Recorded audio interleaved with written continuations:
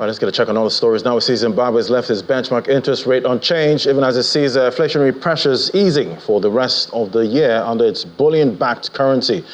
The Central Bank Monetary Policy Committee kept the rate at 20%, according to Governor John. He said that this move definitely keeps the economy stable at this time. And Zambia's annual inflation rate jumped to a 29-month high in June as the southern African nation continues battling the effects of an El Nino-induced drought, the worst in almost 6 decades. Consumer prices rose 15.2% compared with 14.7% in May, driven by a higher cost of cornmeal, cereals, and spirits in the country. And South Africa has achieved a surplus, the first one in 15 years, as it took a stern approach to funding state-owned companies that have drained government finances. Well, Africa's most industrialized economy posted a primary surplus when revenue exceeds non-interest expenditure, about 31.6 billion rands, about 0.4% of the GDP in the year.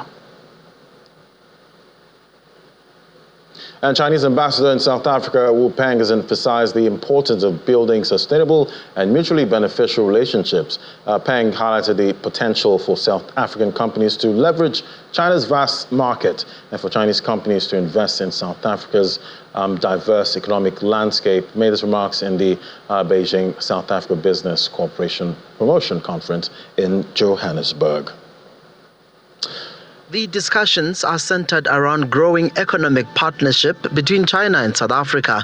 The ambassador of the Republic of the People of China in South Africa, Wu Peng, says the conference aimed to enhance bilateral trade and investment opportunities. China and South Africa are called to the same goal on development and security, international order, and the global governance. We understand and support each other as always. Meanwhile, Premier of Gauteng, Panyaza Lesufi, says this should not only be a talk shop. We come here with one message and one message only.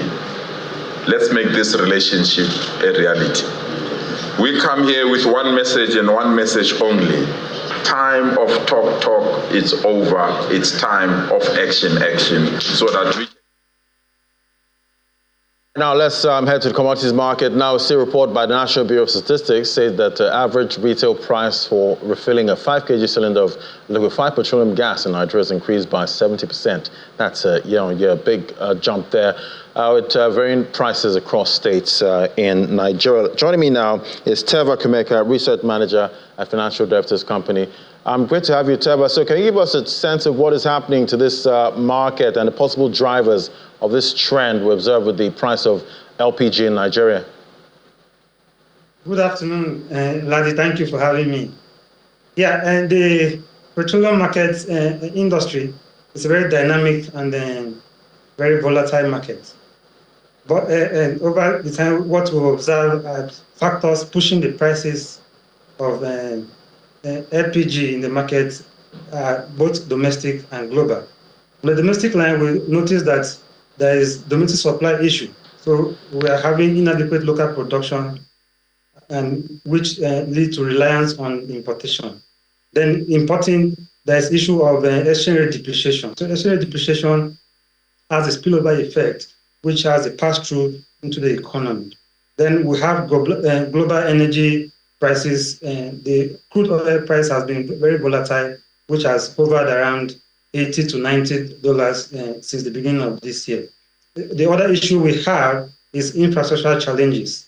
We have challenges of storing these products, then transporting them to the end users. So these factors are the ones driving the price of LPG in Nigeria. This increase in LPG has effect on consumers. It has issues of increasing cost of living. We know recently we're battling with the issue of cost of living crisis, and cooking gas, also known as LPG, has a weight of 2% in the consumer basket.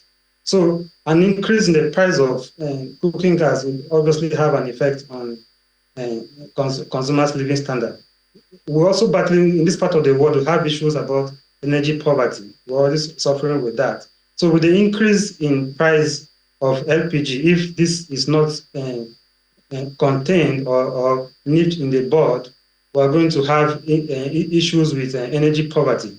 We will see households reverting back to their traditional way of cooking, which include the use of firewood and charcoal, and this has implication on the environment. It has polluting issues that affect environment. On business, small businesses will also be affected because their operating costs will be higher than which will factor into their end product, what they give to their customers.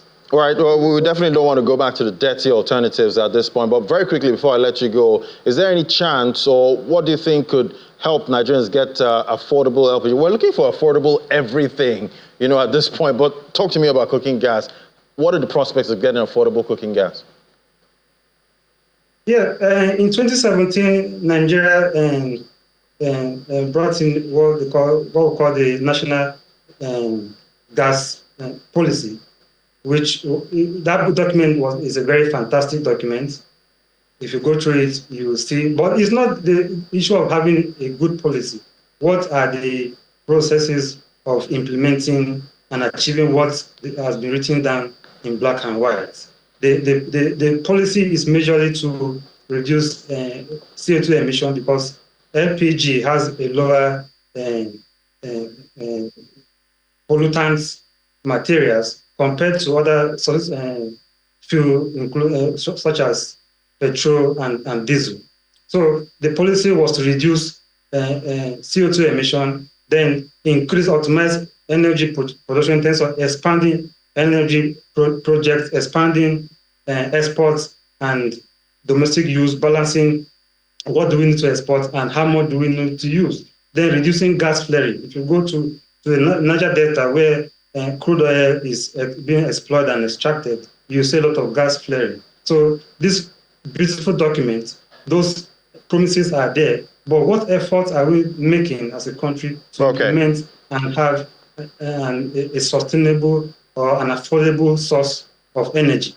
All right, Teva, so much to unpack there, but hopefully we can get some affordable prices at some point. Thanks so much, Teva Kumeka, Research Manager at Financial Derivatives Company. Thank you so much.